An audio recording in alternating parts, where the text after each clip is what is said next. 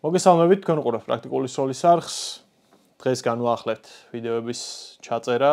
ქვეყანაში მიმდინარე მოვლენებიდან გამომდინარე, 0 ხალისი იყო, ასე ვთქვათ, ვიდეოების გადაღების. დღესაც დიდად არ შეცვლილა სიტუაცია, თუმცა ჩვენი საქმე გრძელდება და შესაბამისად პირველი ვიდეო, რომელიც ჯერ კიდე ნოემბერში, ასე ვთქვათ, გადავიღეთ ამ ვიდეოს ტესტირების მასალები, ეს შეეხება GGG-ს ვაზნების მცირედ მიმოხილვას იმ ჭრილში, რა ჭრილშიც ჩვენ გამოვცადეთ, გავტესტეთ. 2 თვეა უკვე ეს 4 თვეზე მეტია, რაც ეს ვაზნები შემოვიდა საქართველოში.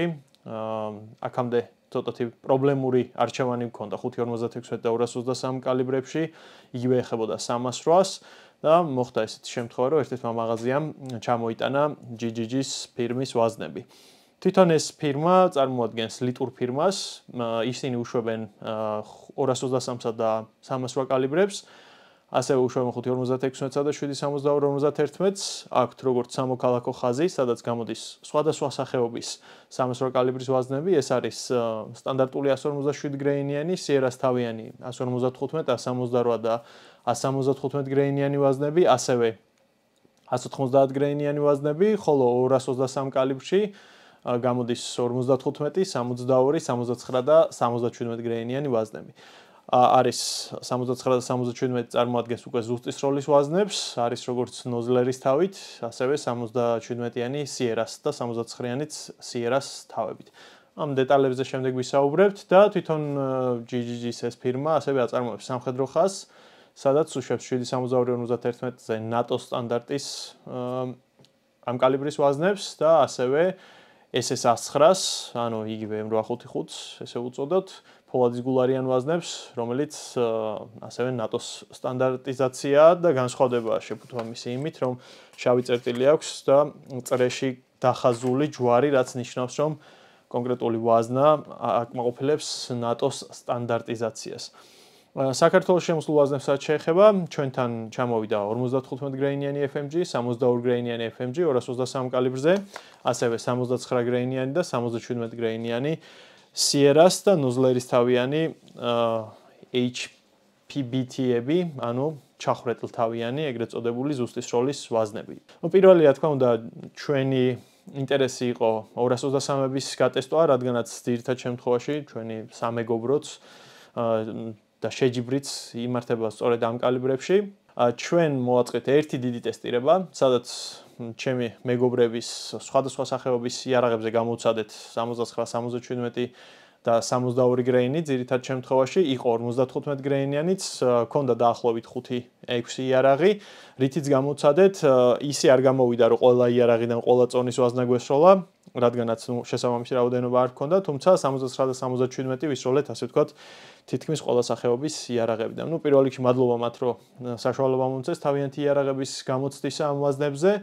რაც შეეხება დეტალურად სიჩქარეებსა და სიზუსტეებს, ამას რა თქმა უნდა სურათებად გაჩვენებთ, ამდენი ციფრების ჩაყოლა მოსაწყენიც არის მოსასმენად და თქვენ თვითონ ვნახავთ, რა შედეგები მივიღეთ.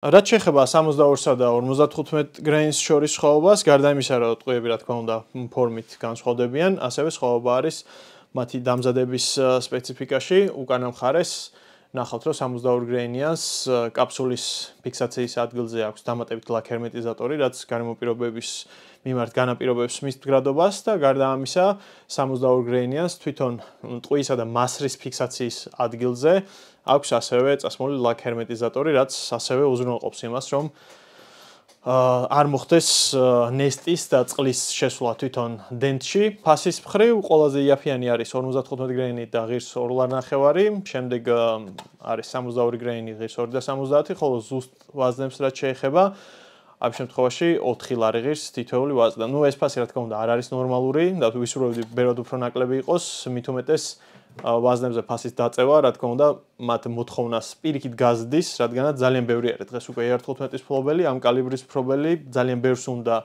შესაბამისად ბევრი სროლა და ვარჯიში, უკვე რამდენიმე სახეობის შეჯიბრი იმართება ჩვენთან საქართველოში ამ კალიბრით და ამიტომ კარგი იქნება თუ ამ მომენტს გაითვალისწინებთ და ფასები იქნება უფრო ხელმისაწვდომი მსროლელებისთვის.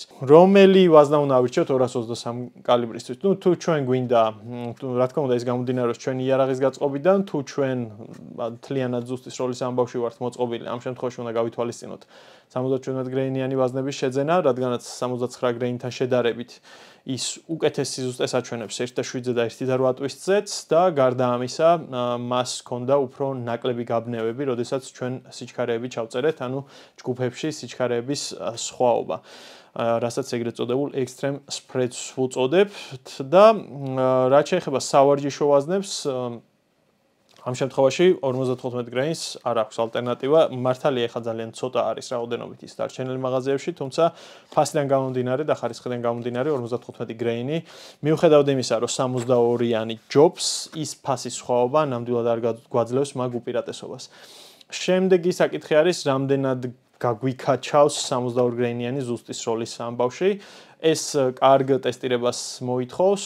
ეხლა უკვე არის საშუალება, რომ MK12-ით მომავალში გამოიცადოს ეს ვაზნები მათ შორის შორმანძილზე. იქამდე ჩემი ასე ვთქვათ, მრავალგზის ნატანჯით 18-იანი ლულით 420 მეტრზე სილუეტზე უპრობლემოდ ხდებოდა 62-იანიც, 55-იანიც, 430 მეტრი.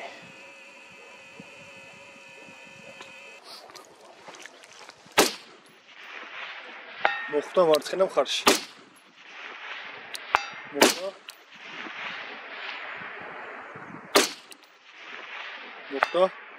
აი, გასაგებია. თუმცა ამას ასე ვთქვათ, ნებისმიერი 855 და SS109 აკეთებს, რაც ჩვენთან მოიპოვება, შესაბამისად საინტერესო იქნება 62-სა და 77 შორის შედარება. ამ შემთხვევაში ერთი რაც იმ ჩვენი ტესტირებიდან გამოჩნდა არის ის, რომ მიუხედავად, რა თქმა უნდა, 77 არის უფრო ზუსტი სროლის ვაზნა და გათვლილია შესაბამისად დამზადებული არის უფრო მეტი ყურადღებით, აქედან გამომდინარე სიჩქარეების შორის სხვაობები გაცილებით ნაკლებია. 62-იანის ჯგუფების სროლისას ჩვენ ვისროლეთ DD-V7-დან, 16-იანიდან ყოველთვის ერთი ტყვია მაინც გარბის. ანუ მაინც ეს ვაზნა არის, ასე ვთქვათ, სავარჯიშო. არ აქვს მას ის მოწოდება, რომ იყოს ზუსტი სროლის და შესაბამისად მაინც სიჩქარეების სხვაობა გვაქვს დიდი. თუმცა 300-400 და 500 მეტრზეც დარწმუნებული ვარ, ეს ვაზნები კარგად იმუშავებს. ჩვენი ძველი ვიდეოებიდან გემახსოვრებათ ალბათ, რომ 55-იანი დიდ სილუეტზე, 55 გრეინიანიც 400 და 500 მეტრზე მუშაობდა. თუ მოგეწონათ ჩვენი დღევანდელი ვიდეო, მართალია ის დაგვიანებით გამოვიდა, თუმცა ობიექტური მიზეზები ჰქონდა ამისი.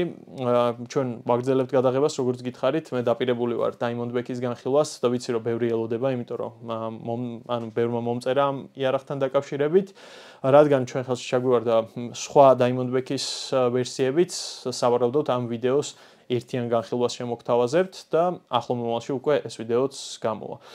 თუ მოგეწონათ ჩვენი ვიდეო, მოიწონეთ და გააზიარეთ ჩვენი არხი და რავი, შევხვდებით მომავალში.